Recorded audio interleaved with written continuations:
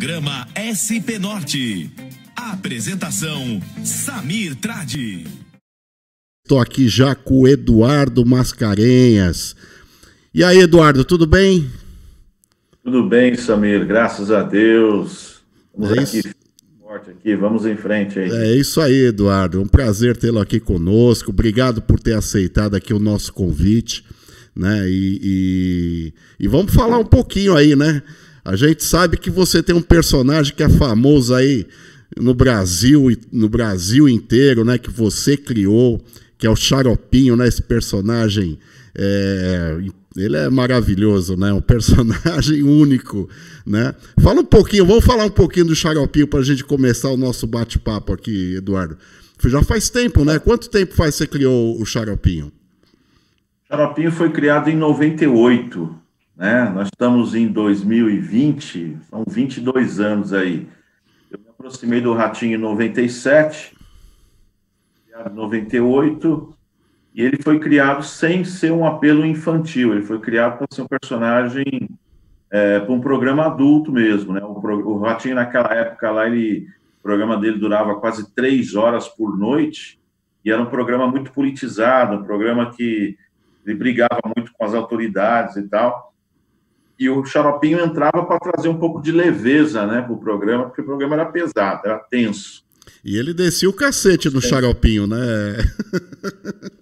O Xaropinho, ele fazia esse contraponto, né? Como o programa ali tinha assunto sempre pesado, o Xaropinho entrava fazendo uns comentários para brincar, para descontrair, e nesses comentários ele tirava um barato do Ratinho, né? Ele falava aquilo que o Ratinho não está acostumado a ouvir, e aí o Ratinho lá dava uns petelecos nele lá, porque ele é atrevido.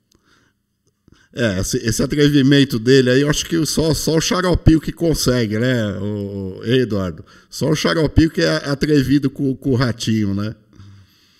O Xaropinho tem essa liberdade, né? Ele fala o que pensa, ele vai na contramão do que o Ratinho fala e tal. Ele não faz média com o chefe, não, muito pelo contrário. Ele é o chefe, e isso se tornou uma marca registrada do Ratinho e do Xaropinho, né? O Xaropinho ter esse contraponto com o Ratinho, né? E a gente acaba brincando com isso, né? Então, tornou uma marca muito legal. E o Ratinho gosta, viu? O Ratinho, isso foi uma orientação até dele. Quando eu entrei no ar, a gente teve uma discussão no ar do boneco com ele, e quando foi para o intervalo, ele me procurou lá e falou: meu, adorei, vamos discutir todo dia. Que legal, meu. Deixa eu só dar um toque aí pro pessoal que está nos assistindo. Gente, vocês perceberam aí que nós estamos aí com um novo sistema de transmissão, né, aqui no Instagram do SP Norte. Agora tem as vinhetas aí, teve uma vinheta de abertura e vamos ter mais surpresa. Eu só acho que os comentários não estão sendo publicados. Eu não sei, depois eu vou ver isso, gente, porque os comentários aqui, ó, parece que não está subindo aqui no celular. Eu vou pedir desculpas, né, que realmente eu não sei, eu vou ver tecnicamente como é que resolve isso, mas no momento a gente está sem os comentários. Mas eu sei que já tem bastante gente aqui, porque o número aqui está aparecendo aqui para mim, né? Já tem os coraçãozinhos subindo, mas eu sei que tem muita gente aí nos assistindo, né? E obrigado aí pela presença de todos. Agora, Eduardo, agora quanto tempo faz que vocês estão no SBT aí com o programa do Ratinho? Então, no ano de 98, eu comecei a trabalhar na Record ainda com o Ratinho, por volta de junho, julho, mais ou menos. Quando foi em setembro, outubro, o SBT contratou ele. Então, nós estamos no SBT desde outubro de 98, né? Então, a vida toda do Ratinho mesmo, no grande auge do sucesso dele, está sendo o SBT, né? E que bom, e você, nós estamos lá todo esse tempo. E você participando aí desse sucesso, fazendo sucesso. E como é que é o relacionamento com o Ratinho? O Ratinho é uma pessoa fácil de lidar, hein, Eduardo?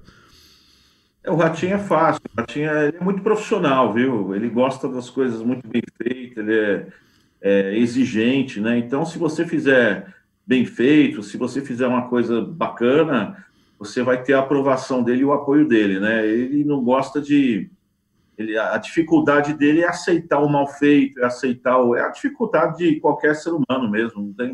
É uma pessoa muito compreensivo, muito humano.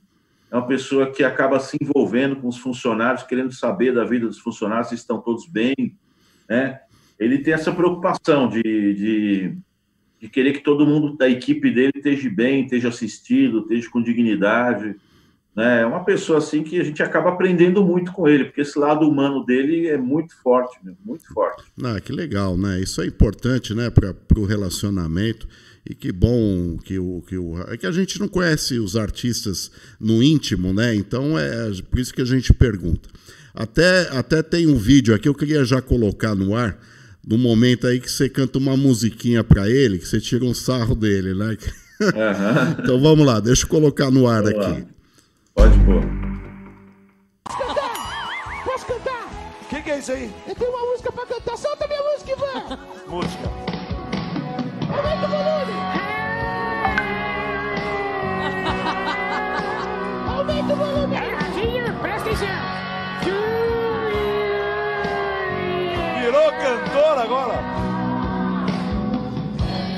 Quem é o Ratinho? Eu não sei. Ele é tão gordo que dá dó. Não faz nada de útil, é um animal. Só quando faz nhoque dele é o melhor. Ei, ei, ei. Nhoque, nhoque, nhoque dele é o melhor.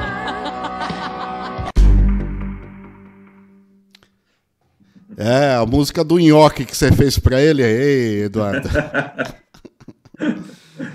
Meu Deus, é muita bobagem que a gente faz. É. E o Xaropinho tava de bigode nessa época, agora não tá sem bigode? O Ratinho pediu para tirar o bigode dele, para deixar ele mais infantil, né? Porque, assim, o humor mudou na TV, né, Samir? Essa postura que a gente tem diante do humor, ela mudou um pouco. O politicamente correto mudou a postura de muita coisa na televisão. Então, hoje em dia, a gente não pode mais tirar barato de ninguém, não pode, ter que tomar muito cuidado com essa coisa da piadinha, né? Uhum.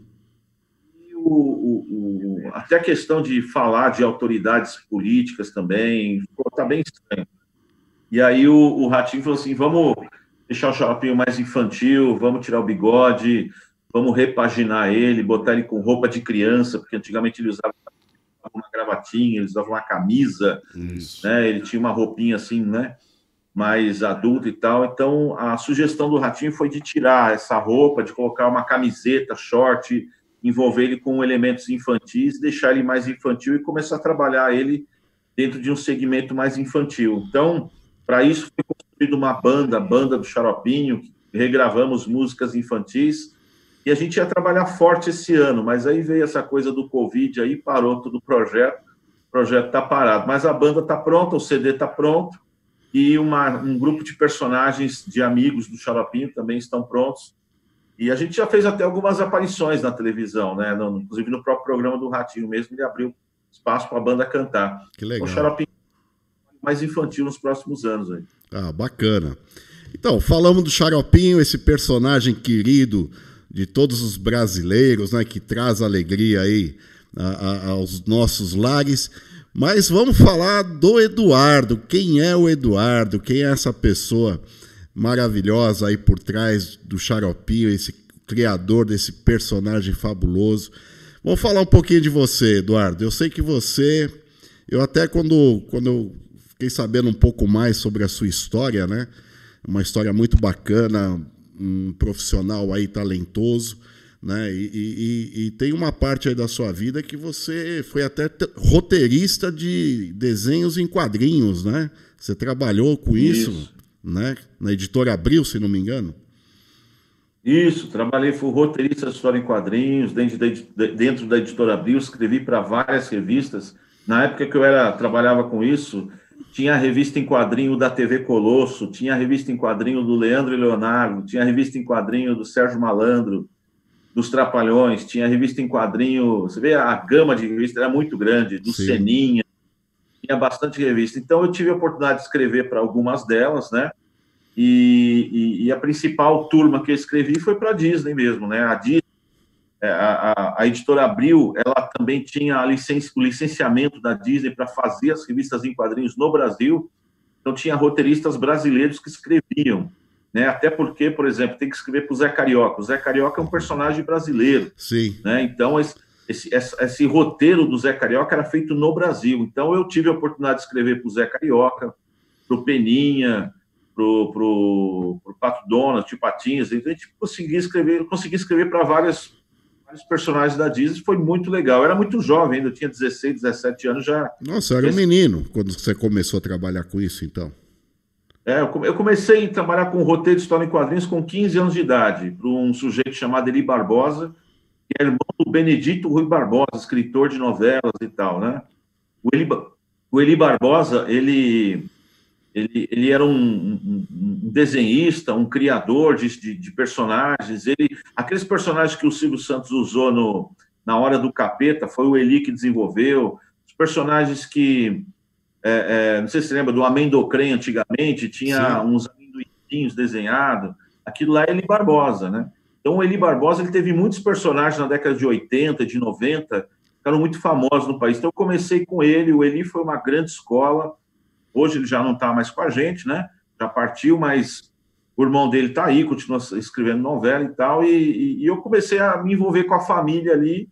E aí, depois, acabei indo parar na editora Abril, sendo roteirista de história em quadrinhos. Então, foi um começo muito bacana aí, e depois culminou no desenvolvimento de personagens como o Xaropinho na televisão, né? Então, teve uma escola aí para chegar até lá.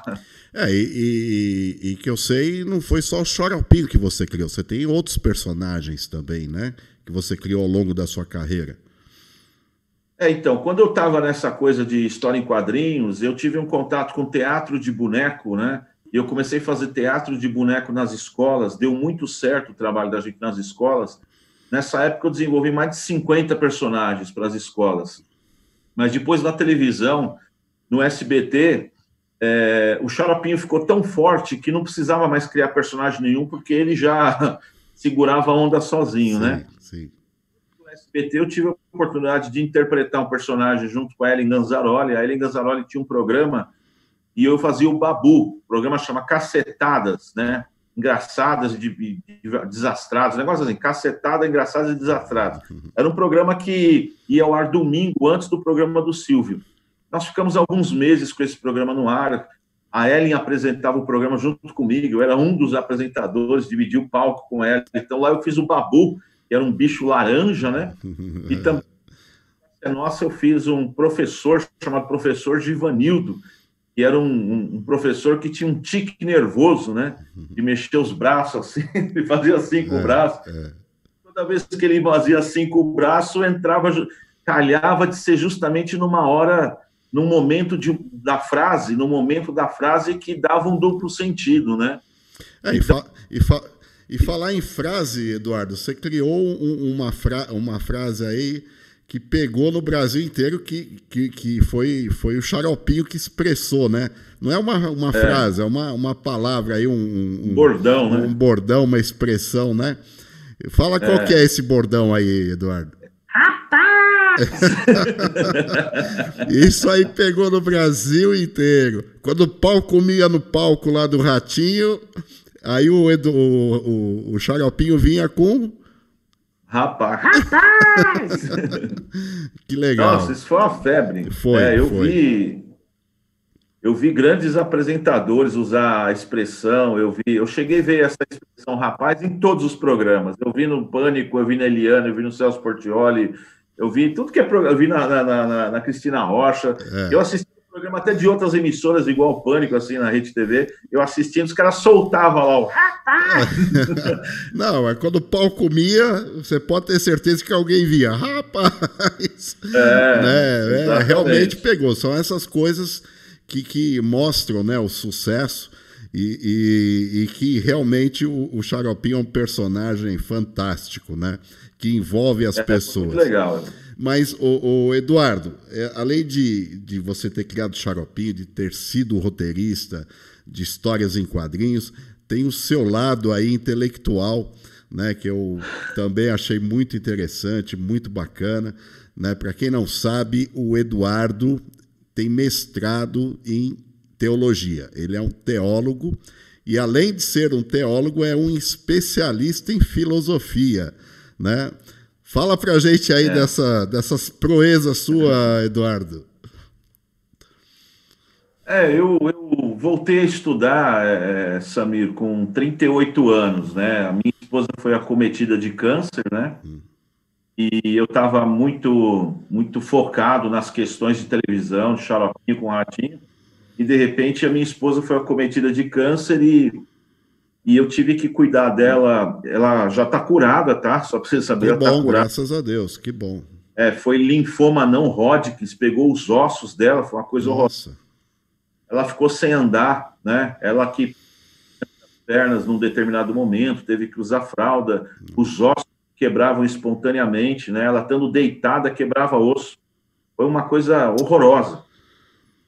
E ela fez o tratamento de quimioterapia, tudo direitinho, e graças a Deus, Deus foi bom com a gente e nos devolveu ela. Hoje ela voltou a andar, ela tem uma vida normal hoje, graças a Deus, né? Que bom, que bom. Mas nesse período que ela ficou doente, Samir, eu ficava sentado ao lado da cama dela, assistindo ela, vendo se ela precisava de alguma coisa, né? Alguém tinha que ficar com ela o tempo todo. Então eu ficava sentado do lado dela o tempo todo e eu, como profissional de televisão, já não aguentava mais televisão. Imagina que eu ficava no hospital sentado, então lá tem aquela televisãozinha do hospital e aquilo vai te cansando. Eu já não aguentava mais assistir televisão, então eu fui buscar outras alternativas para passar o tempo, para ficar sentado ao lado dela, cuidando dela, né?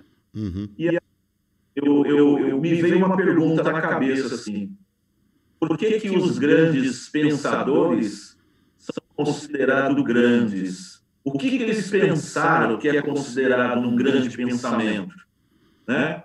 Então veio essa pergunta na minha mente e eu pensei assim, poxa, eu também sei pensar. O que eles pensaram que eu também consiga pensar? Eu gostaria de saber o que eles pensaram para que eles e por que eles foram considerados um grande pensador. Aí eu desci na banca de jornal e comprei um primeiro livro chamado Apologia de Sócrates. Nossa. Né? E eram esses livrinhos que tem em banca de jornal, de filosofia e tal. Né? E aí eu comprei esse livro sem entender o que era e eu li Apologia de Sócrates. E quando eu li, eu me apaixonei por aquele livro. Né? Sim, sim. Eu li numa tarde o livro, tanto que eu gostei. E aí no dia seguinte, desci, comprei mais um livro, li um outro livro no dia seguinte. Quando eu fui ver, eu já tinha lido uns 20, 25 livros de filosofia e eu percebi que eu vi que tinha a possibilidade de fazer uma graduação online, né? E aí eu me inscrevi num vestibular, isso com 38 anos, fiz o vestibular, passei e comecei a fazer uma graduação online numa escola de filosofia, que é uma faculdade de filosofia, que ela tem nota 5 no MEC, ou seja, dentro do EAD, ela é uma das melhores do país, aí, tal, que é a Universidade de Santos. Né? E aí eu fiz a licenciatura em filosofia com esse objetivo, de que eu ficava sentado do lado da minha esposa, então ela ficava cuidando dela e no computador estudando, vendo as aulas e lendo tudo que eles me mandavam. Então, nessa brincadeira toda, eu comecei a estudar em 2011 e não parei mais até hoje. Que bom, isso é importante. Né? Aí eu vim estudar.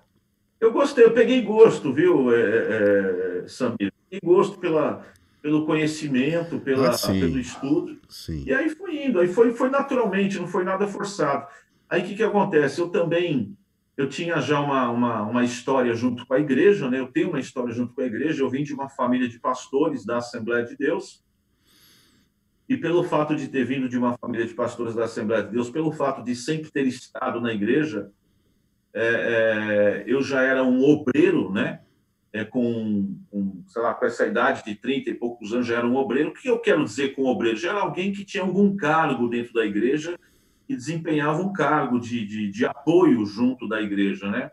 Eu era diácono, fui evangelista, né? Então tinha alguns cargos lá dentro que eu exercia. E quando eu comecei a fazer a filosofia, eu gostei tanto que eu comecei a fazer uma outra faculdade junto, que é o bacharel em teologia. Então eu fiz duas faculdades juntos, né? EAD. Eu fiz duas faculdades ao mesmo tempo. O seminário de teologia, né, que é pelo MEC, que tinha EAD, e fiz a licenciatura em filosofia. Só que eu não senti o peso do estudo, porque era uma coisa que eu gostava, então para mim aquilo era um prazer, não era uma coisa pesada de fazer, né? E aí eu fiz o bacharel em teologia, licenciatura em filosofia, fiz uma especialização em filosofia e depois, na sequência, emendei com mestrado em educação. O mestrado eu estou terminando esse ano ainda, termino agora em outubro em educação. Parabéns, olha, parabéns mesmo. Agora, falando em filosofia, esse momento que a gente está vivendo, Eduardo, é um momento que nenhum de nós imaginou que iria passar por essa situação, né? E todos nós estamos revendo aí as nossas vidas, vendo o que a gente pode fazer de melhor, né? E até vou aqui citar, se eu tiver errado você me corrija, vamos falar um pouquinho de Sócrates, porque Sócrates tem um ensinamento que eu acho muito importante, né? Ele visitou o oráculo de Delfos, que fica lá na Grécia, né, para se consultar com uma chama pitonista, que eram as mulheres que respondiam as perguntas de quem consultava. E essa pitonista falou para ele que ele era o homem mais sábio do mundo naquela época, né? E ele saiu com aquilo na cabeça, né? Ele saiu com aquilo na cabeça e começou a observar o que estava acontecendo à sua volta, né? E em cima do templo tinha uma frase que estava, se não me engano, estava escrito assim: conhece-te a ti mesmo, né? Ou seja, faça uma introspecção sobre você. E Sócrates, observando tudo que estava à volta dele, ele pensou disse, né, para ele mesmo: só sei que nada sei, né?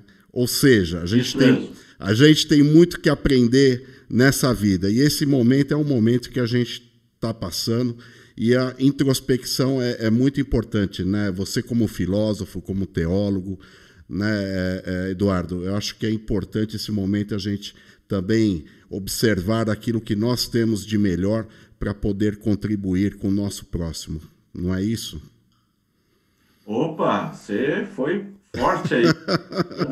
É que eu gosto de filosofia, eu estudo um pouquinho. Mas foi exatamente isso que você falou, exatamente isso que você falou. Sócrates, ele tinha bastante conhecimento, mas ele percebeu que quanto mais ele conhecia, mais ele ficava impressionado, porque quanto mais você tem noção das coisas da realidade, mais você tem consciência que você não sabe nada mesmo.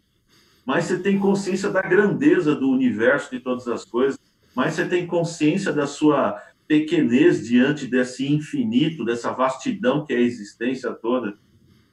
Ele tinha muita reverência com relação a isso, então ele nem ousava dizer que sabia das coisas, tamanha era a reverência que ele tinha com relação a isso. Mas é exatamente isso. Mas assim, Samir, diante desse quadro todo que a gente está passando, eu não sei se o senso comum vai sair dessa experiência diferente. Eu não sei se vai sair desse diferente. Eu tenho minhas dúvidas se as autoridades vão sair dessa situação com uma maturidade maior de pensamento, de consciência para com a humanidade. Não sei se vai sair, porque você vê, né? Existe Adorno, né? Ele faz uma pergunta assim, né? Depois depois de Auschwitz, vai ter como ter vida? Vai ter como a gente filosofar? Vai ter como a gente pensar em alguma coisa de bom da humanidade depois de Auschwitz, né? Depois do nazismo? E aí o que acontece? Todo mundo, os pensadores, eles entenderam que depois de Auschwitz haveria uma consciência de um desenvolvimento social muito humano, haveria uma consciência humanitária, haveria uma consciência de igualdade. No entanto, o nazismo passou e o que aconteceu? Não teve essa consciência de humanidade, de igualdade. Não. A sociedade ela foi estabelecida ainda com bastante injustiça, com bastante desigualdade e tudo mais. Então, o que a história mostra para a gente é que a coisa tende, nesse momento que está acontecendo, todo mundo fica com a consciência um pouco mais aberta, mas depois que a coisa volta ao normal, todo mundo cai no senso comum de novo e começa a correr de novo e esquece das coisas. Eu acho que a gente já está num momento em que está próximo de descobrir a solução para esse negócio, né? Uhum. A ciência aí tem avançado, a qualquer momento vai surgir uma vacina, a qualquer momento vai surgir uma coisa aí que vai botar fim nisso. É o que eu tô entendendo que deve ocorrer, ou seja, nos próximos meses deve acabar esse negócio. E aí o que acontece? Para isso se tornar um ponto de reflexão, eu penso que deveria haver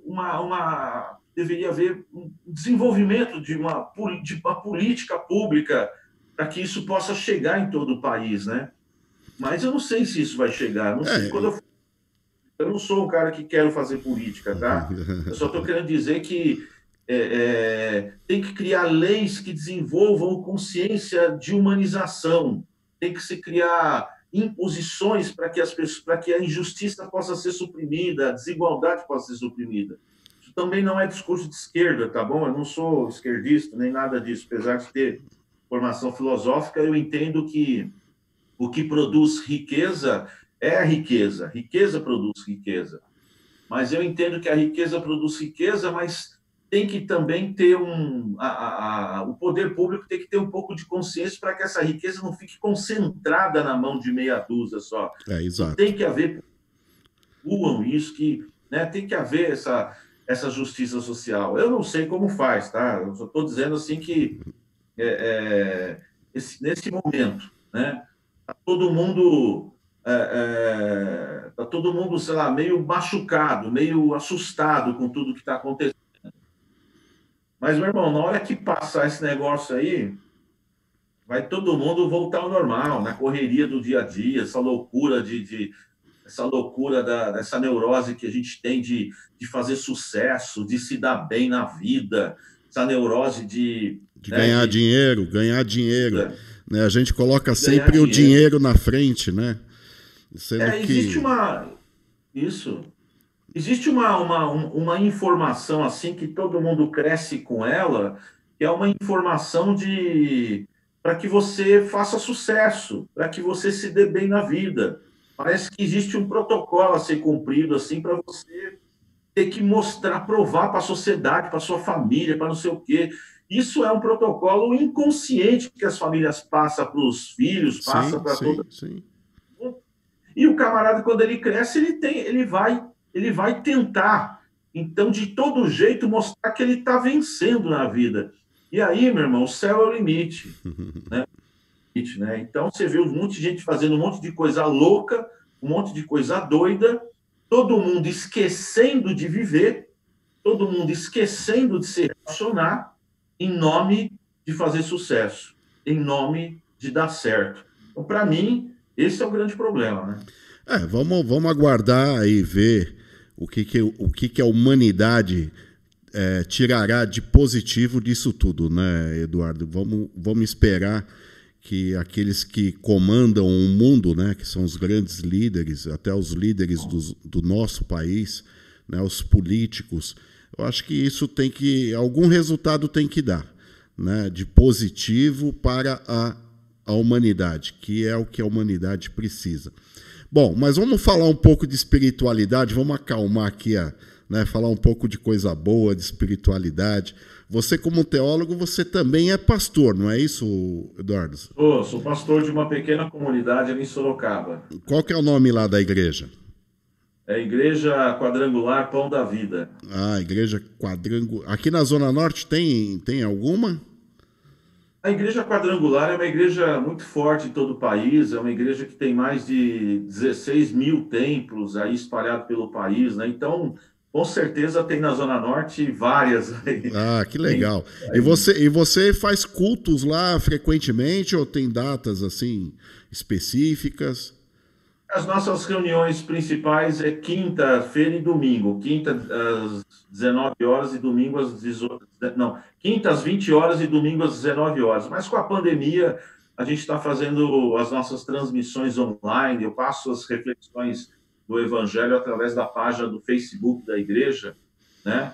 E então a gente está se adaptando a essa nova realidade. Uma coisa boa que vai acontecer é que a gente deve manter as reuniões online. Todo mundo aprendeu a fazer. Hoje está todo mundo fazendo isso, né? Hoje a internet é o grande meio de comunicação, é um grande meio de relacionamento de todos nós, né? Dos seres humanos. Hoje a gente relaciona aqui, ó, como a gente está fazendo nesse momento. Eu aprendi a fazer live nesse momento, eu não sabia fazer, eu fui forçado a fazer. Por quê? Porque a gente tem que dar continuidade. Nós somos comunicadores, eu trabalhei em rádio, fui radialista. Aqui nós temos um jornal que circula há 18 anos aqui na Zona Norte, que é o jornal SP Norte. Por enquanto ele está suspenso, que é o jornal impresso, né? Em função da situação, não tem como imprimir, mas enfim. Mas eu queria mostrar aqui para quem está nos assistindo um vídeo que tem de você com o Xaropinho na igreja presbiteriana de Mendes Pimentel, que vocês fizeram lá uma palestra. E vamos ver o vídeo, então? Esse é o momento que o Xaropinho lá está orando a Deus, ele até canta um hino, né? Vamos lá ver.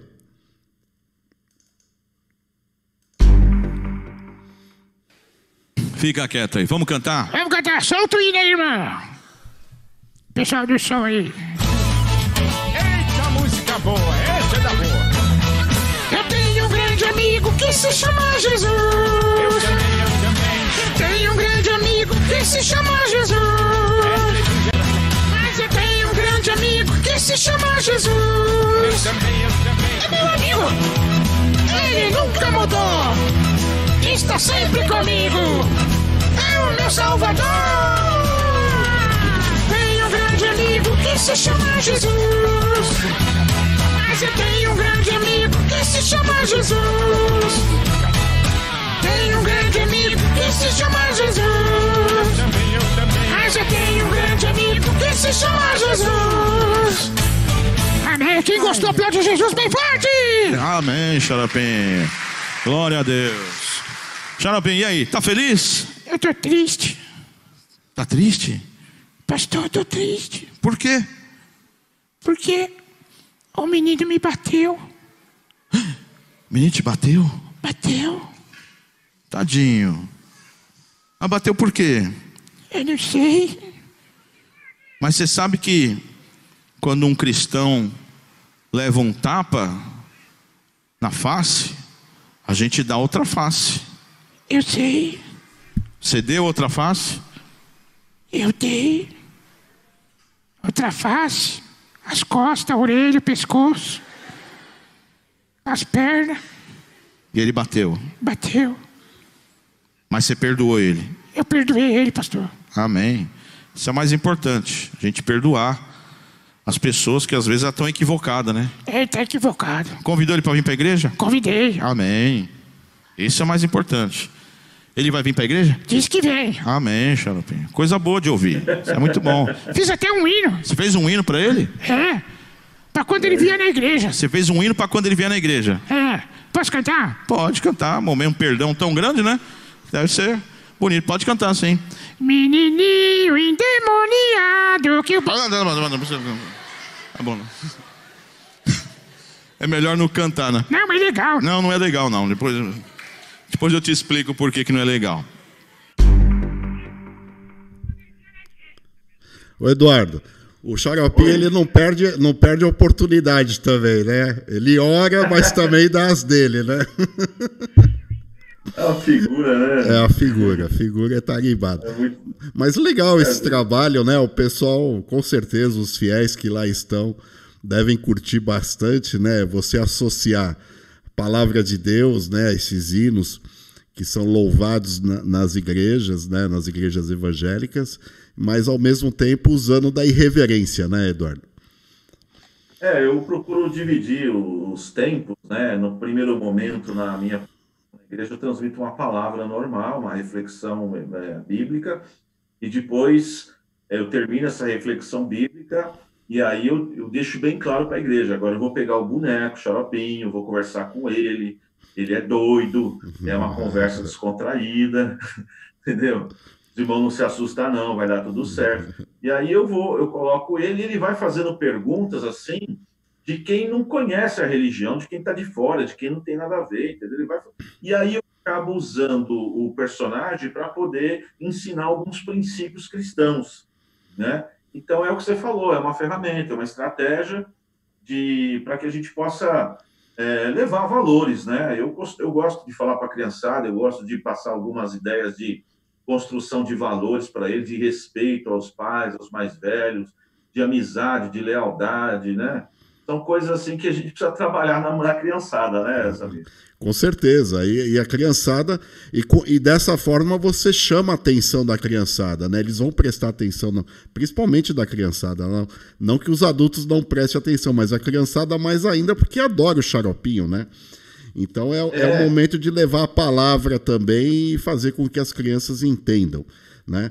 Eu quero aproveitar aqui, Eduardo, mandar um abraço aqui para a Corine Zanolini, que é coordenadora do Conselho de Empreendedorismo Feminino da Distrital Norte, que é o SEMEC. O SEMEC tem mulheres maravilhosas, pessoas, empresárias, pedagogas, psicólogas, enfim, são pessoas que estão lá à frente do Conselho da Mulher, trabalhando pelo empreendedorismo da mulher, principalmente aqui na nossa região, porque elas fazem parte aqui da Associação Comercial da Distrital Norte, né, que o superintendente é o Luiz Eiras, que é o nosso amigo, um abraço para ele também, né? Então fica aqui. E você conhece a Corine, né, Eduardo? Que foi, na verdade, foi ela que nos apresentou, né? A Corine é nossa amiga do coração aí, faz um tempo que eu não vejo ela, mas é igual irmão, tá junto, a gente tem um carinho pelo outro e um respeito muito grande por ela, é uma pessoa encantadora e muito competente. Beijo, Corine. É isso aí, um beijo, Corine, um beijo para Vera, para Lúcia, para Irene, para todo mundo lá que faz parte do Conselho da Mulher aqui da Associação Comercial. Então, Eduardo, essa irreverência aí, né, como pastor, não tem uma desassociação, não? Pastor, o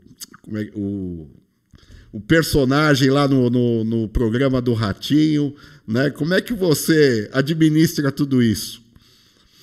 Então, existe um pensamento, assim, de novo, no senso comum, de que a aproximação com Deus, que gera uma santidade, gera uma vida santa, existe um entendimento no senso comum de que para você ser santo, você tem que ser sério, você tem que ser sincero, você tem que, né, sei lá, você não pode rir, né, e tudo mais, né?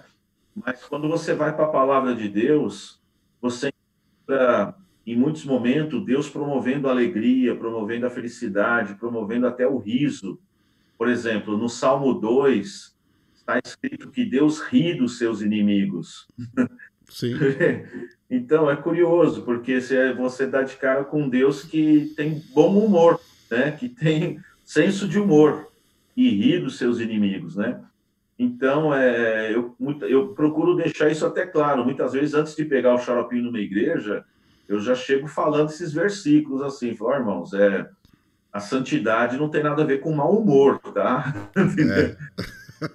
Então, que as pessoas confundem, né? A maioria. Né? Porque às vezes você ri, você está sendo conivente com alguma coisa que desagrada a Deus e tal. Então, isso é o que eles pensam. Mas você pode rir também com coisas que agradam a Deus, né? Sim, claro. Principalmente com coisa que desagrada a Deus, que provoca uma distância. Então, dá a impressão que existe um afastamento, um descolamento, mas não, eu O que o Xaropinho é na televisão, ele, quando ele leva ele para a igreja, ele é o mesmo doido. Eu não mudo a personalidade dele. Eu não converti o Xaropinho. O Xaropinho continua. Entendeu? Ele não vai na igreja. Pode falar. E você nem vai conseguir converter ele, mudar o perfil dele, né? Eu não estou preocupado em converter o Xaropinho. Eu também não estou preocupado em converter criança. Não estou preocupado em converter ninguém. A minha preocupação não é essa. A minha preocupação, meu objetivo é levar uma mensagem de fé, é levar uma mensagem alegre, uma mensagem de felicidade. A palavra de Deus diz que quem converte, quem toca no coração é o Espírito Santo, não é o Eduardo, não é o Xaropinho. Né? Então, longe de mim querer converter alguém aí, qualquer coisa. Eu estou aqui como de uma mensagem de fé e de alegria. Eu quero levar essa mensagem, né? Com certeza. Então, o Xaropinho, ele faz isso. Eu levo ele para as igrejas, ele fala barbaridade, ele fala umas coisas assim meio fora de contexto. Por exemplo, assim, eu coloco ele no púlpito, eu falo, olha, aqui é igreja de pastor. Aí ele fala, pastor é para quê? Pastor é para pastar? Não. Entendeu? Então ele fala umas coisas assim que é coisa de criança e tal, né? Mas... E aí funciona porque o próprio pastor dá risada. Às vezes eu vou numa igreja, o pastor parece parece o seu Madruga, um exemplo. Aí ele aproveita. Eu aproveito. O Xaropinho aproveita. Fala, olha, o pastor é o seu Madruga. Aí todo mundo dá risada, gosta, entendeu? Então, mas a gente brinca assim. Essa irreverência é importante em qualquer lugar, né, Eduardo? É o que traz alegria a todos, né? É o que incentiva, né? E esse trabalho que você vem fazendo, não só na televisão, mas também junto às congregações aí evangélicas, igrejas, que eu sei que você faz palestra em várias delas, a gente até mostrou uma aqui, né? E essa irreverência é muito bacana. Daqui a pouquinho o Instagram vai tirar a gente do ar, Eduardo. Vamos lá, deixa a sua mensagem a todos que estão nos assistindo, né? E, por favor, fica à vontade aí. Pode falar à vontade, Eduardo. Olha, apesar de ter falado um pouco assim que eu não acredito muito numa consciência que vai ser desenvolvida aí de humanidade assim que passar essa epidemia, né? Apesar de ter falado isso agora há pouco, eu quero dizer que a minha fé não está na humanidade, viu, Samir? A minha fé está em Deus, né? Então, eu não espero da humanidade, eu espero de Deus. E eu espero de Deus por uma questão muito simples. As pessoas estão tentando enxergar no meio da pandemia um milagre. E o milagre que as pessoas querem é o fim da pandemia. Mas eu enxergo um milagre diferente. Eu enxergo um milagre na própria existência. Para mim, a existência já é um milagre, independente de pandemia. Para mim, o fato de estar existindo, para mim, quando eu olho para a existência, quando eu olho para um passarinho, quando eu olho para os meus cachorros, quando eu olho para as minhas filhas, eu vejo na vida o milagre. Eu penso que a ciência já provou que o nada não produz nada. Se o nada não produz nada e antes da existência não tinha nada, então não era para ter nada agora também. Mas não é o que está acontecendo. Nós estamos existindo, nós estamos inseridos na realidade. Então, nós não viemos do nada, porque o nada não produz nada. Então, para mim, isso já é um milagre, já é um maior milagre. Então, eu penso que se eu tiver que incentivar alguém no celular agora e dizer para você, falar, querido, olha no espelho, veja o milagre que é o fato de você existir. Veja o milagre que é o fato de você estar inserido numa família, o fato de você ter algum alimento na sua casa. Então, a pandemia é questão de semanas ou de meses, aí nós vamos vencer ela, isso é fato. Sim. Eu penso que o maior milagre que você pode ver é justamente que a existência não surgiu do nada. Então, Deus ele vem para trazer essa resposta. A presença de Deus, a fé em Deus vem para trazer esse sentido, né? E outra coisa, algumas pessoas dizem assim para mim, mas eu não acredito em Deus. Mas eu digo assim para essa pessoa, mas você acredita em mim? Você acredita em você mesmo? Você acredita que a sua existência é necessária para a existência do universo? Será que a sua existência, Samir, é necessária para a existência do universo? Né? Se você não existir, o universo não existe? Não, nós somos necessários para a existência do universo. O universo existe independente de nós. Nós somos desnecessários. Ora, se o desnecessário existe, querido, quanto mais o necessário. Então, se a gente que é desnecessário existe, quanto mais o necessário, ele está aí, ele está promovendo vida, ele é uma realidade. Não adianta a gente fugir da realidade. A realidade está dada. E o mundo e a vida têm uma vontade. A vida tem vontade de vida. Até um animal que não tem cérebro, até uma ameba, ela opta entre a vida e a morte, a ameba opta pela vida. A ameba, ela quis, na hora do meio-dia, que o sol está a pino, a ameba vai para o fundo da água. Na hora que esfria o fundo, a ameba sobe para cima para poder receber calor. Até uma ameba que não tem cérebro, ela opta pela vida. Animais optam pela vida. As plantas que você não consegue se comunicar optam pela vida. As plantas têm vontade de vida. Uma se sobrepõe sobre a outra para pegar mais luz do sol, para poder crescer mais forte, para poder se impor enquanto vida. Então, a vida é uma realidade. Existe uma mensagem que está aí. Quem pôs a vontade na semente, na planta? Quem pôs a vontade no animal de optar pela vida? Seria irracional, ele não teria que distinguir entre vida e não vida, mas até um animal racional opta pela vida. Então, a minha mensagem é, meu amigo, minha amiga que está ouvindo aí, opte pela vida também, porque você não está, eu creio, a minha fé diz que você não está aí por acaso. E o Jesus nos ensinou que esse momento que nós estamos vivendo, ele não termina no final desse corpo aqui. A vida não termina no final do corpo. Jesus nos mostrou que a vida continua em outro plano, em outro momento. Então, se cuide do seu emocional, cuide da sua alma, cuide do seu corpo, cuide da sua vida, pense em coisas boas, não fique doido dentro de casa.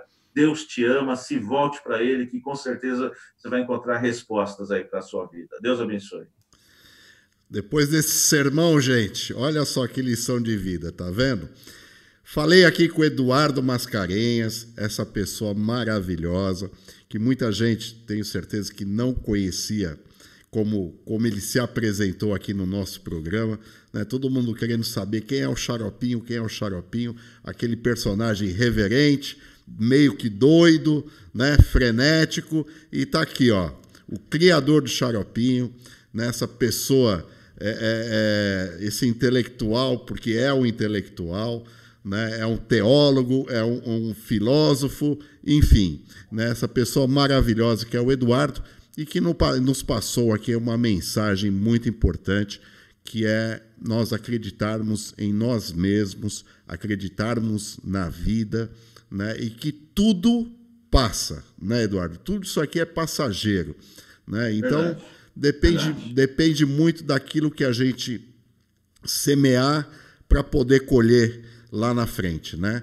E esse é o momento que a gente tem que refletir muito sobre tudo isso, né? Como eu falei lá atrás, como Sócrates viu escrito lá no templo de Delfos, no oráculo de Delfos, conhece-te a ti mesmo. Então a gente tem que fazer essa introspecção, né, para a gente poder dar valor para nós mesmos. A partir do momento que você se dá valor, você proporciona valor ao seu próximo, você passa a ajudar o próximo, que isso também nós não podemos esquecer. Nós temos que estar sempre ajudando os nossos semelhantes, ainda mais nesse momento que muita gente está passando por dificuldades e necessidades, né? Pessoal, só deixando um recado aqui, ó, Amanhã nós teremos o sorteio, né, de uma cesta de café da manhã. Amanhã às 16 horas aqui ao vivo. Nós faremos um sorteio. Essa cesta que está sendo oferecida pela padaria La Brunet. A padaria La Brunet que fica lá na Pedro Dol, no Alto de Santana. Padaria maravilhosa. Então amanhã às 16 horas sorteio em virtude do mês das mães, tá? Então, para você presentear a sua mamãe, para você presentear a sua esposa, quem você quiser. Amanhã às 16 horas. Se você ainda não está participando, entre aí no nosso Instagram, né? E lá tem a regrinha de como participar, tá bom? Eduardo, quero te agradecer imensamente. Foi um bate-papo muito legal, muito bacana, né? Você, parabéns pela pessoa que você é, parabéns pelo profissional que você é, né? E desejo a você mais sucesso do que você já tem, né? E principalmente muita saúde e muitas alegrias na sua vida. Obrigado por sua participação, Eduardo. Obrigado, Samir. Deus abençoe. Obrigado pela oportunidade. Foi um prazer conhecer você. Um beijo a todos os espectadores aí. Todo mundo está ligado na live aqui da SP Norte. Aqui. Um beijo, Samir. Deus abençoe. Conte comigo. É isso aí, gente. Nós teremos novidades. Fiquem ligados aí, tá? Espero que tenham gostado desse novo jeito da gente transmitir aqui pelo Instagram, né? E vamos ter mais novidades, tá bom? Então é isso aí, gente. Obrigado por ter participado, por ter ficado aqui com a gente até agora. Um beijo no coração de todos vocês, tá? E um ótimo final de semana. E amanhã aqui de volta com o sorteio da sexta, tá bom? Obrigado, gente. Até mais.